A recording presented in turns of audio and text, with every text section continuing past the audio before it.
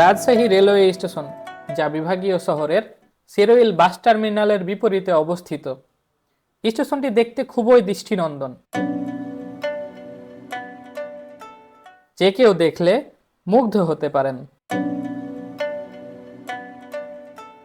স্টেশনের প্রধান প্রবেশ পথের আগেই সামনে রয়েছে গাড়ি সহ অন্যান্য যানবাহন পার্কিংয়ের সুবিশাল জায়গা। প্রধান প্ল্যাটফর্মের ডান পাশে আছে বিশ্রামাগার এবং টিকিট কাউন্টার। বাম পাশে আছে পুরুষ যাত্রীদের জন্য আরেকটি বিশ্রামাগার, রেলওয়ে ইনকোয়ারি, খাবার হোটেল, বইয়ের দোকান ও দুইটি ফাস্ট ফুডের দোকান। মূলত এই প্ল্যাটফর্মটির ভিন্নতা এনে দিয়েছে এর বিশেষায়িত ছাদ।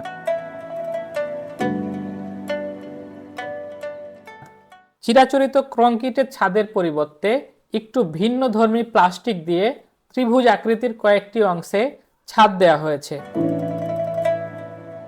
মোট 5টি প্ল্যাটফর্ম সহ প্রধান ভবনটি 3 তলা বিশিষ্ট। বাম পাশের দোতলাতে আছে মসজিদ আর দোলনা ও 3 তলাতে আছে একটি আবাসিক হোটেল। রেলওয়ে স্টেশনের দুই পাশে দুইটি প্রবেশ পথ রয়েছে, যেগুলো দিয়ে আপনি প্ল্যাটফর্মে প্রবেশ করতে পারবেন।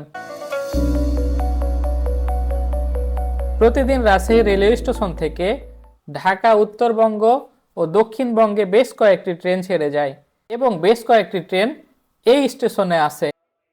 আন্তনগর ট্রেনগুলোর মধ্যে প্রতিদিন পদ্মা এক্সপ্রেস, ধূমকেতু এক্সপ্রেস, সিল্ক সিটি এক্সপ্রেস ও বনলতা এক্সপ্রেস নামে 4টি ট্রেন ঢাকার পথে যাতায়াত করে,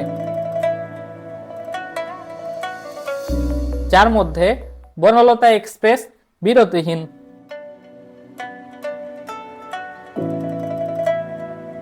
এই ট্রেনটি সরাসরি চাঁপাইনবাবগঞ্জ, রাজশাহী, ঢাকার মধ্যে চলাচল করে।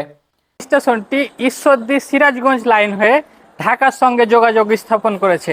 এই স্টেশনটি বাংলাদেশের মধ্যে ঢাকা, চট্টগ্রামের মতোই বৃহত্তম এবং অত্যন্ত গুরুত্বপূর্ণ। এই স্টেশনটির আগের নাম ছিল ইস্টার্ন বেঙ্গল রেলওয়ে স্টেশন। পরে 2003 সালে পুনর্নির্মিত হয় এই স্টেশনটি।